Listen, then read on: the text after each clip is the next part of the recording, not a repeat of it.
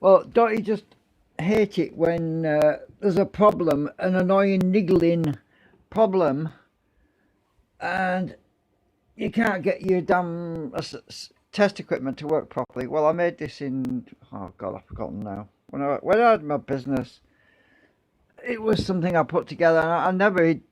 There's a bunch of wires in here, right, and it goes to this meter at the front, right, and the meter actually connects to this socket at the back.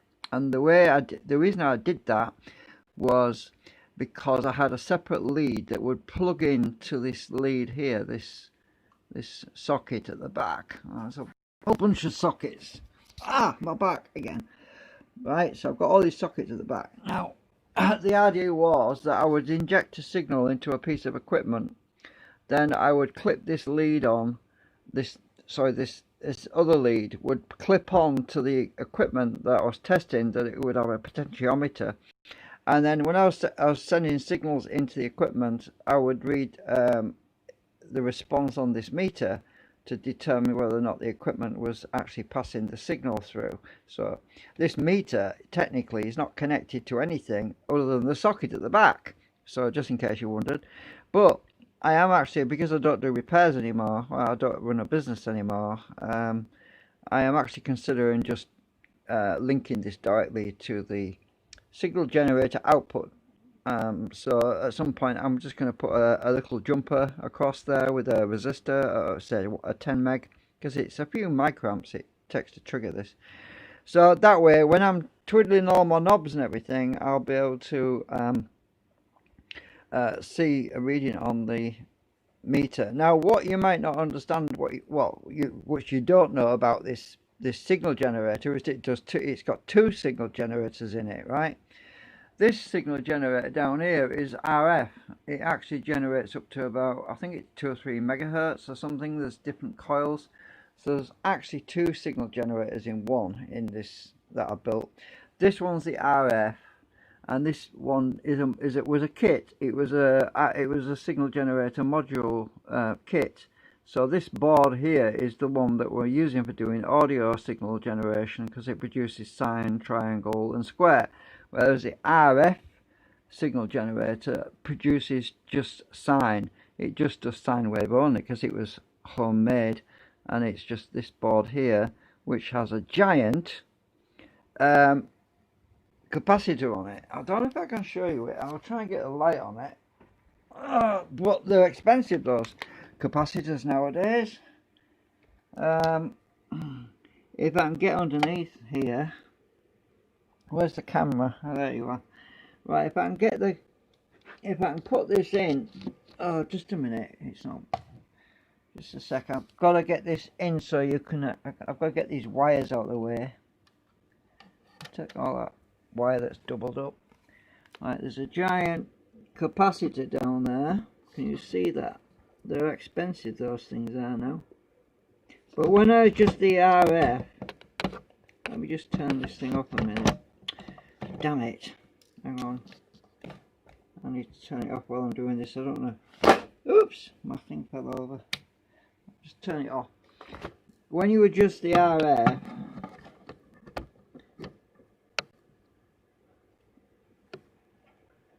it turns the huge gang capacitor around to vary the frequency on the RF section. So that's for the RF section.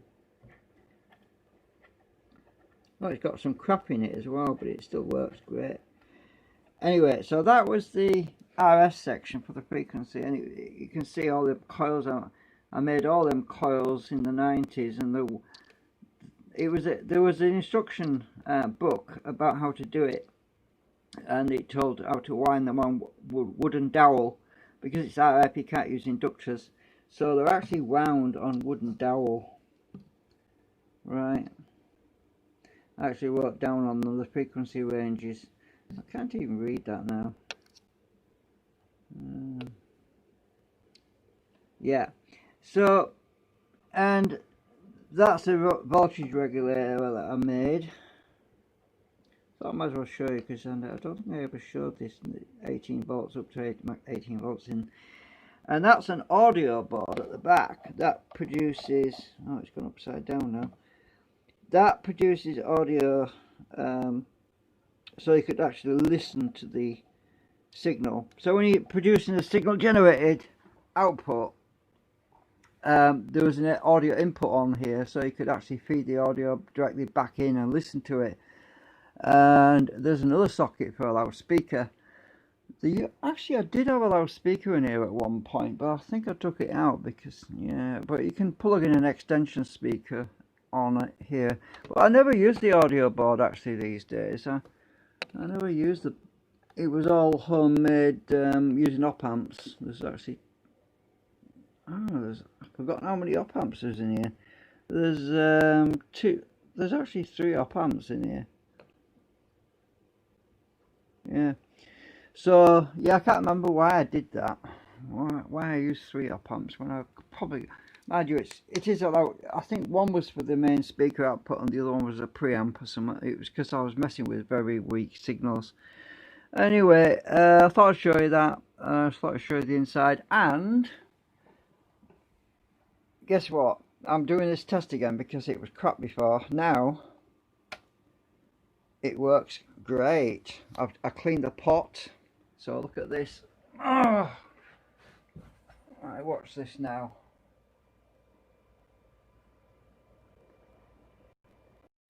No twitching. Look at that, no twitching. So watch the frequency, peak to peak, and the resonant frequency. Look at that, no twitching at all. I've cleaned the pops. Right, that's up there. Trying to get this full screen. Oh, that's better, like that. Now I'll turn it back the other way. Sorry I'm shaking a bit because I'm trying to keep my hands still. But my back's clean up, so it's hard. Look at the frequency on the hertz. Watch the peak to peak, and the peak to peak goes up. And the waveform starts to get snubbed about there. It starts to flatten out. You can see that waveform distortion there. It starts to get snubbed there. And the voltage, the peak to peak dropping off. Look.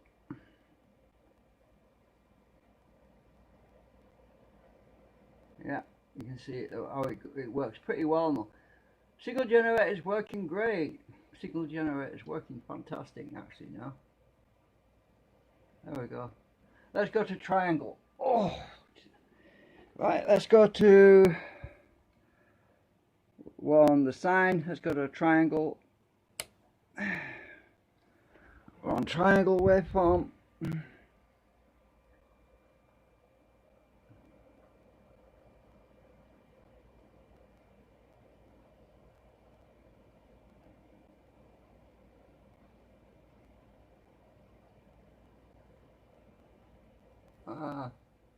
Trying to get this on right.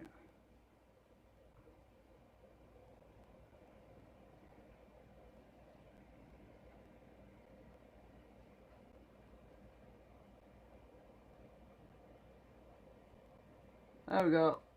So I've done the range on that. Let's go to. Oh, sorry if I'm making you dizzy. Let's go to square. Oh, look at that. Oh, you see the snubbing on that.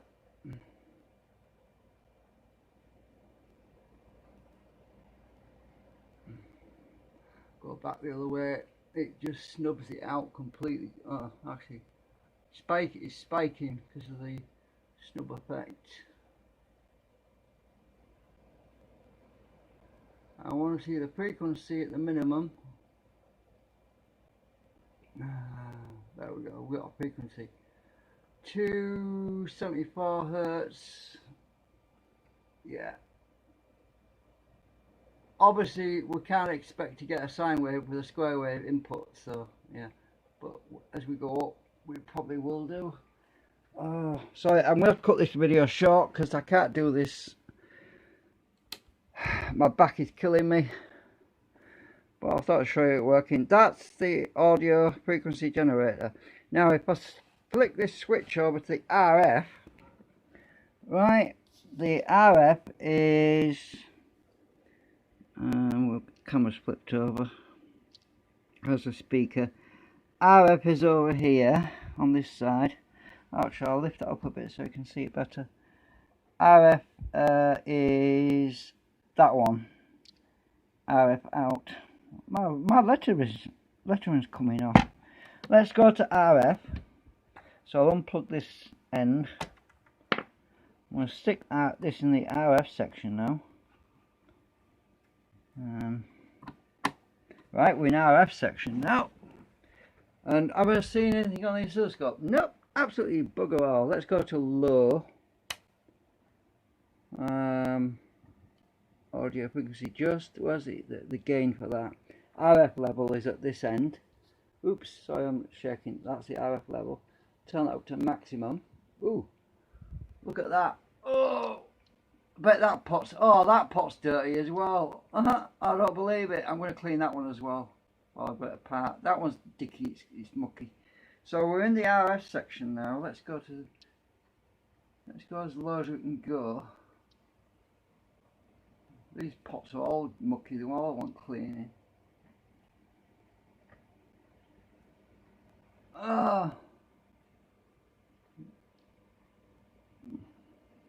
So in the RF, what frequency is that? That's about 1.798 kilohertz actually. I can't reach my trimmer. Hang on. I'm trying to get as low as possible. I'm going the wrong way, I think. I'm using it. I'm trimming it. Oh, this is about the variable capacitor I'm moving right now. There's probably crap on that as well.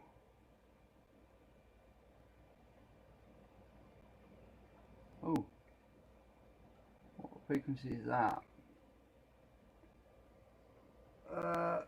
1.2 kilohertz. Why is it jumping back up? I don't know, it shouldn't be doing that. Oh, of course, the variable capacitor just goes round and round. Yeah, I forgot about that. So when you get to the minimum, that's the minimum there. Right, let's get this down to, see if how low I can get it.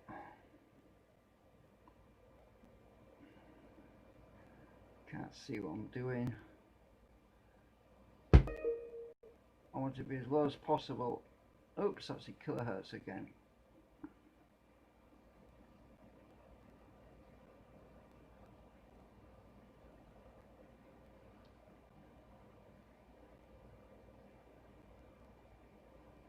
I've got to turn it slowly because to give the scope a chance to react. Well, look at that. It's not stubbing as much as on the RFs. Weird. Very interesting. Oh, it jumped off then. Right, so about 224 it starts to lose form. Interesting that the RF is actually a better sine. Yeah, we're at 231 kilohertz. I haven't got a trigger lock, so just a minute. Why haven't I got a trigger lock? Should be locking. Let me just turn this down a bit. Ah, that's probably why. Right, I've turned the time base down a bit. So I've turned the time base down. Let me just... sorry about this, I'm moaning and complaining about my back all the time. Oops, it jumped up then. That's about as low as I can go. That's about as low as I can get it on the RF side.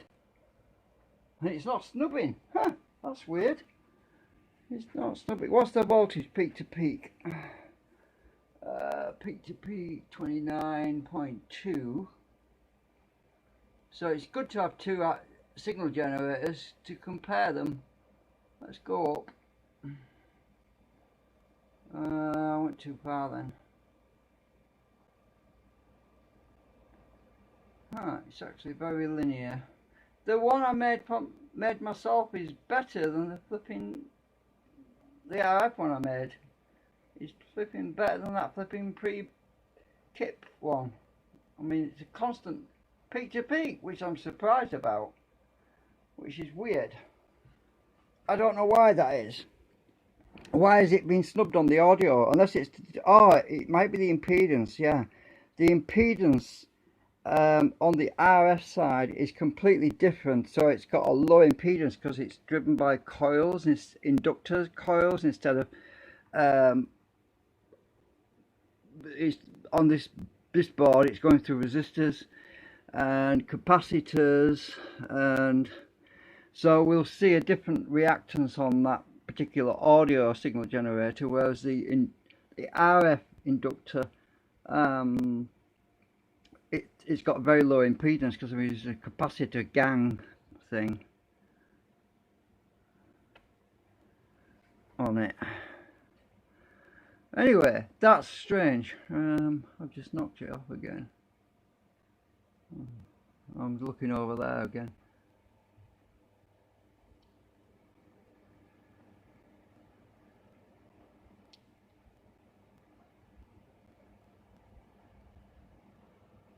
The variable capacitors, they basically can jump straight from lowest to max to highest. Oh, I've got it really low there. I'm down at 6. I've got it down to 100 hertz, and it's not clipping. Very interesting. It's weird how an RF signal generator, an RF signal generator of a low impedance can react. Oh, I've got it down to 50 hertz then, 60 hertz. Wow, that's what I want to look at. I'm still at the same voltage though. That's weird. So I've got down to 58 hertz, right? Right. Yeah, anyway, I'm going to have to test this again when I get, obviously it's definitely impedance of this RF side, because I always liked the RF signal generator. I remember, because I used to do a lot of work, and it's a bit touchy down at the low end because we're actually running on the coil that's at the bottom. So on the lowest frequency, we're actually operating on that coil at the bottom down there, which has got the most wire on. That is the highest RF coil, highest frequency, and this dual one is, I think, the medium frequency, if I remember. I can't remember now, it's so friggin' long ago. I mean, 1992, Jesus, that was a lifetime ago for me. At least all my caps are still good in here. And I can't even show you this board properly because it's upside down, but I thought I'd film that while I had it apart, and I was thinking that this needs cleaning, but it doesn't, because this is the variable capacitor. The gang might have dirty contacts on the wipers on the side of the rotor as you turn it, because this is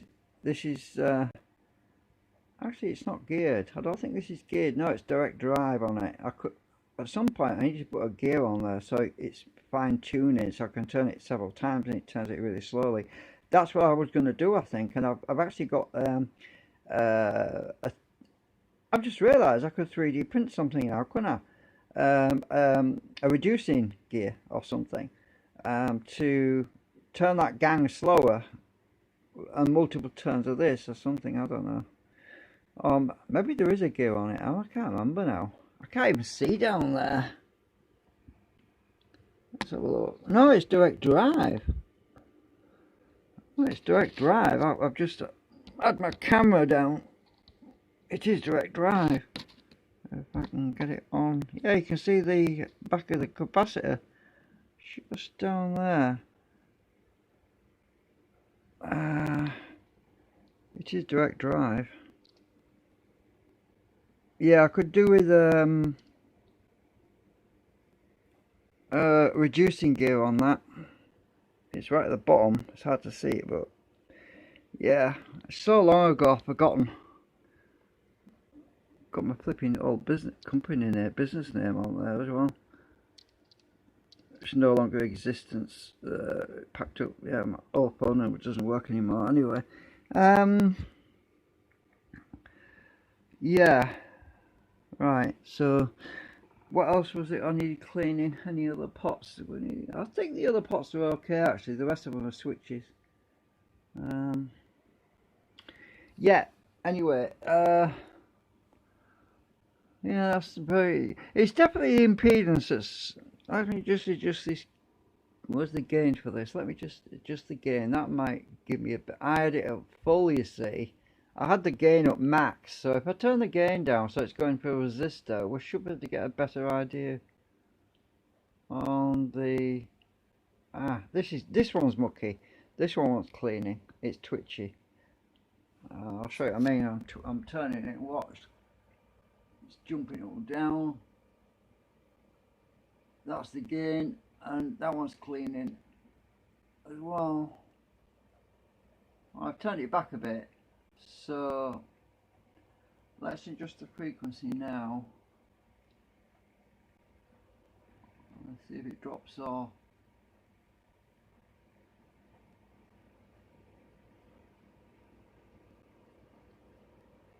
Yeah, 15.2, let's see. It's constant 15.2, wow. I'm going up in frequency now. Oh, it is going up in peak to peak. So I get up to 25 kilohertz. It's starting to drop off. Oh, so there's something weird going on here. At 25 kilohertz, it's dropping off in peak to peak.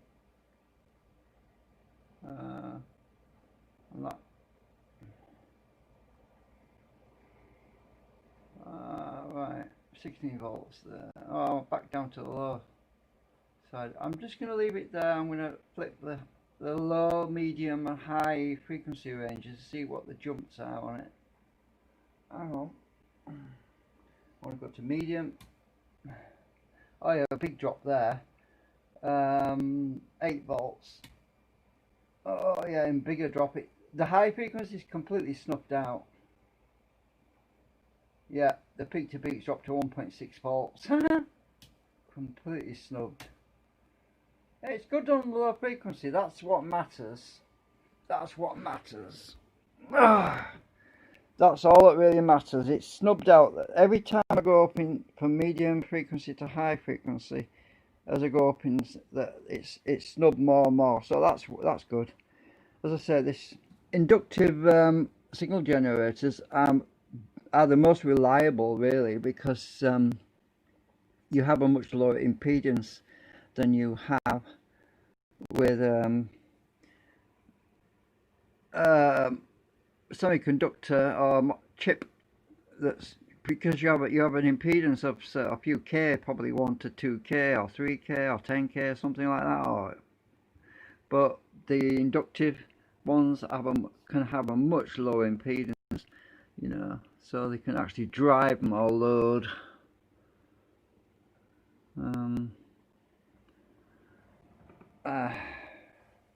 Anyway, I hope you enjoyed seeing inside my signal generator. Oh, I actually made diagrams for this, which are down here somewhere. Oh, that's an empty bag. I think it was, oh, it was for that kit. I was no point in pulling it out, it was just for that Velleman kit signal generator board that's down here. I think it was Velleman. The rest of it was all home built stuff. That's the only Velleman thing in here, is that board there. The rest of it's all homemade. And I prefer my RF signal generator, definitely. Anyway, thanks for watching. I'm going to